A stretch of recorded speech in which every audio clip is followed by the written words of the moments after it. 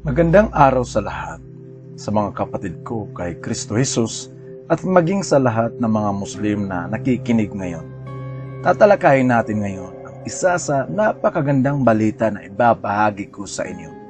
Isang balita kung saan lalo akong nahuhumaling sa salita ng Diyos na mababasa natin sa Biblia lamang.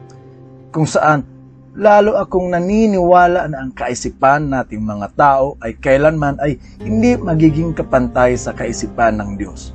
Kaya nga, marami sa mga Hudyo noong unang panahon, maging hanggang ngayon, ang hindi nakakaunawa na ang Panginoong Hesukristo ay ang Mesiyas na matagal na nilang hinihintay na isang anak ng Diyos na darating at magliligtas sa ating lahat.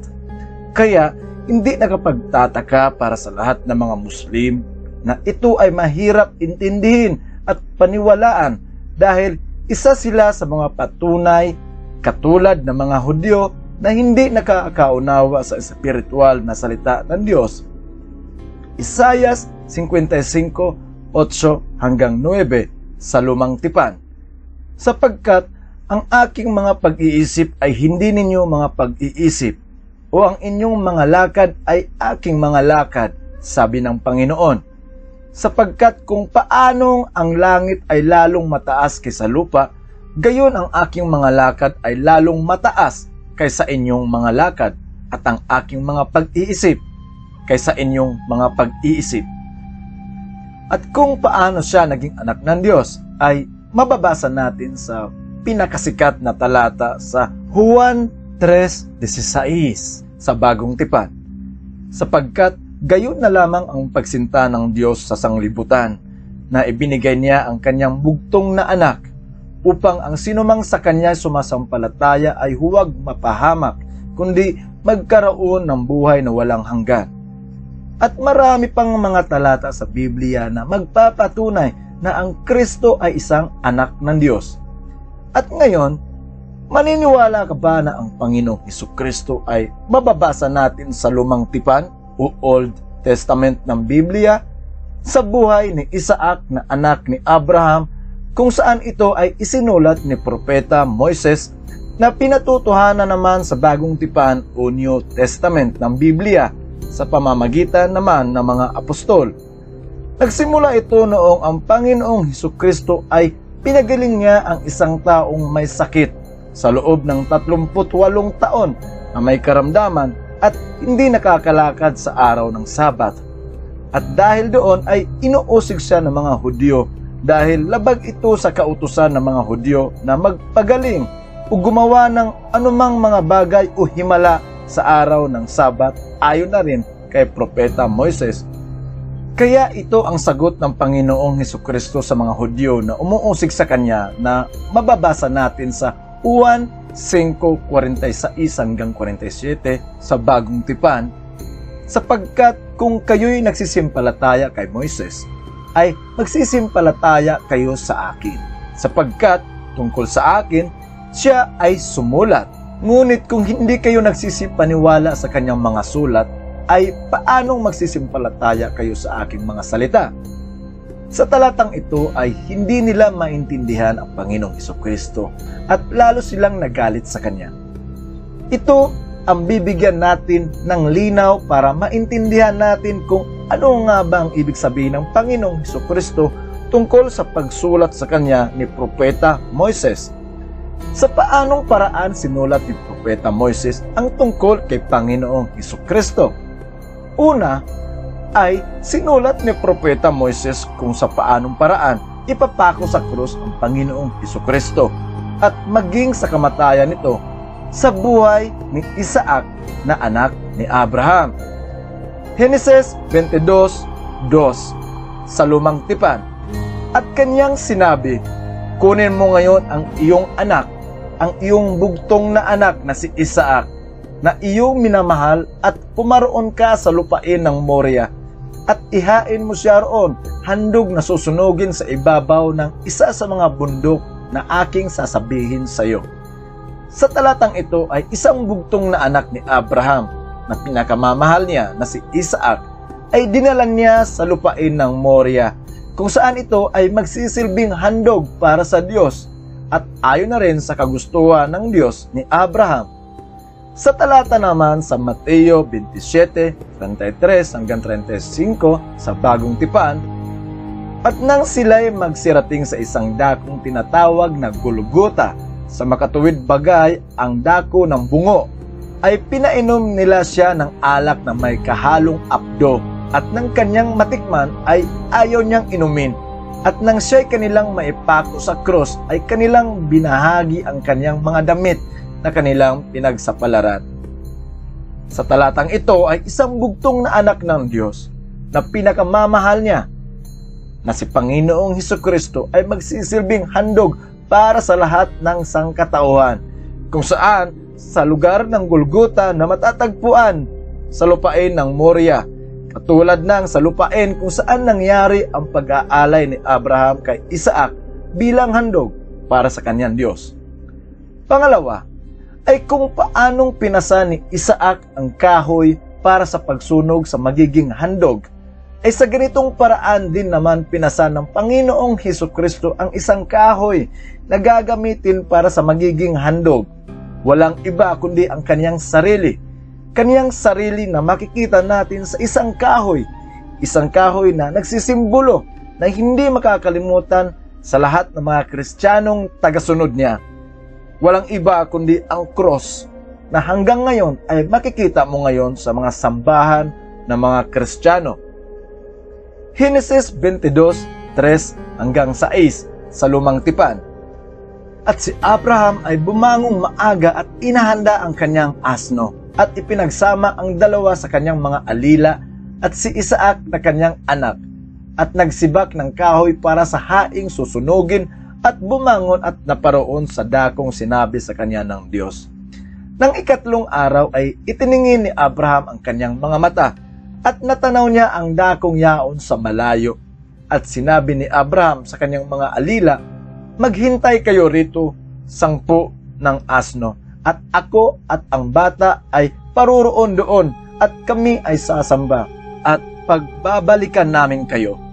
At kinuha ni Abraham ang kahoy na handog na susunugin, at ipinasan kay Isaac na kanyang anak, at dinala sa kanyang kamay ang apoy at ang sundang, at sila'y kapwa yumaong magkasama.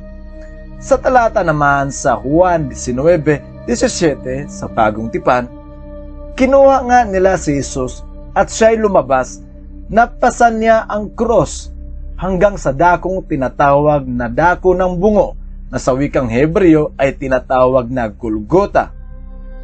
Pangatlo ay napakamasunurin ni Isaac sa kanyang ama na si Abraham. At ganun din naman ang Panginoong Hesukristo sa kanyang ama. Ito ay napakamasunurin din. Henesis 22:9 hanggang 10 sa Lumang Tipan. At sila'y dumating sa dakong sa kanya'y sinabi ng Diyos. At nagtayo si Abraham doon ng isang dambana at inayos ang kahoy. At tinalian si Isaac na kanyang anak at inilagay sa ibabaw ng dambana, sa ibabaw ng kahoy. At inuunat ni Abraham ang kanyang kamay at hinawakan ang sundang upang patayin ang kanyang anak. Sa talatang ito ay pinatutuhanan ni Isaac ang kanyang pagiging masunurin sa kanyang ama na si Abraham, kahit na siya ay mapapahamak at mamamatay. Sa talata naman ni Mateo 26:39 sa Bagong Tipan, at lumakad siya sa dako paroon, at siya'y nagpatira pa at nananalangin na nagsasabi, "Ama ko, kumbaga maaari ay lumampas sa akin ang sarong ito. Gayon may huwag ang ayon sa ibig ko, kundi ang ayon sa ibig mo." Sa talatang ito ay pinatotohanan ng Panginoong Hesukristo ang pagiging masunurin niya sa kanyang ama, kahit na alam niya na siya ay mapapahamak at mamamatay. Pang-apat ay tanging ang Diyos ang magbibigay ng handog para sa kanya. Noong papatayin na ni Abraham si Isaac ay pinigil siya ng Diyos, at isang tupang lalaki ang ipinalit bilang handog at hinalili kay Isaac. Henesis 22:13. At itiningin ni Abraham ang kanyang mga mata, at nagmalas, at narito ang isang tupang lalaki. Sa dakong likuran niya sa huli sa dawag sa kanyang mga sungay, ay pumaroon si Abraham at kinuha ang tupa at siyang inihandog na susunugin na inahalili sa kanyang anak. At ito rin naman ang nangyari kay Panginoong Hesukristo. Siya ang nagsisilbing handog para sa ating lahat. Kabayaran ng ating mga kasalanan at para ibalik ang relasyon natin sa Diyos. Isang tupang lalaki ang namatay sa cross para sa ating lahat. Isang handog na pinili ng Diyos para sa Kanya. Juan 1:29. Nang kinabukasan ay nakita ni Juan si Jesus na lumalapit sa kanya at sinabi, "Narito ang kordero ng Diyos na nag-aalis ng kasalanan sa sanglibutan." Juan 1:36.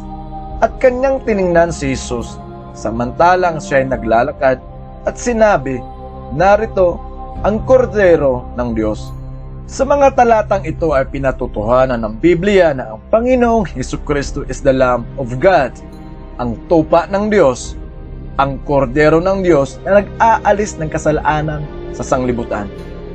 Panglima ay kung paano ang bilang na nahanap ni Abraham ang lupain ng Moria kung saan ihahain si Isaac bilang handog sa Diyos, ay ganun din ang bilang ng araw ang Panginoong Hesukristo ay nabuhay muli. Genesis 22:3-4.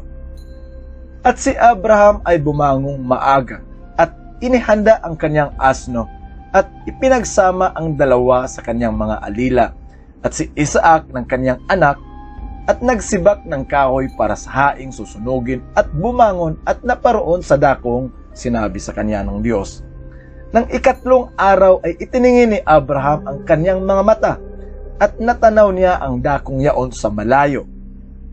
Sa talatang ito ay 3 araw ang bilang bago mahanap ni Abraham ang lupain ng Moria kung saan niya ihahain si Isaac bilang handog para sa Diyos. Ganun din naman ang bilang ng araw kung saan nabuhay mag-uli ang Panginoong Hesukristo.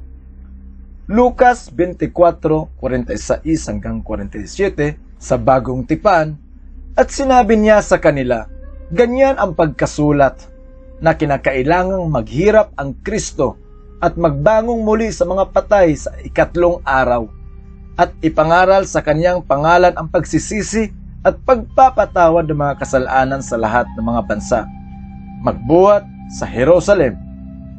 Tunay nga na napakahiwaga ng salita ng Diyos para maintindihan ng pangkaraniwang tao na tulad natin ang mga salita ng manggagaling sa kanyang bibig.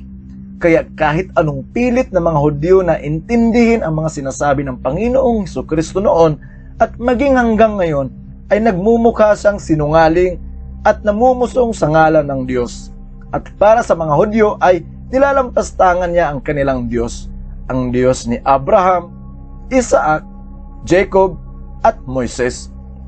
Kaya hindi nakapagtataka para sa mga kababayan nating Muslim na maging sila ay hindi nakakakita ng katotohanan ito dahil sa katulad sila ng mga Hudyo na hindi nakakaunawa sa salita ng Diyos dahil binalot na sila ng kasinungalingan sa mga bulaang tagapagturo ng Islam na si Muhammad.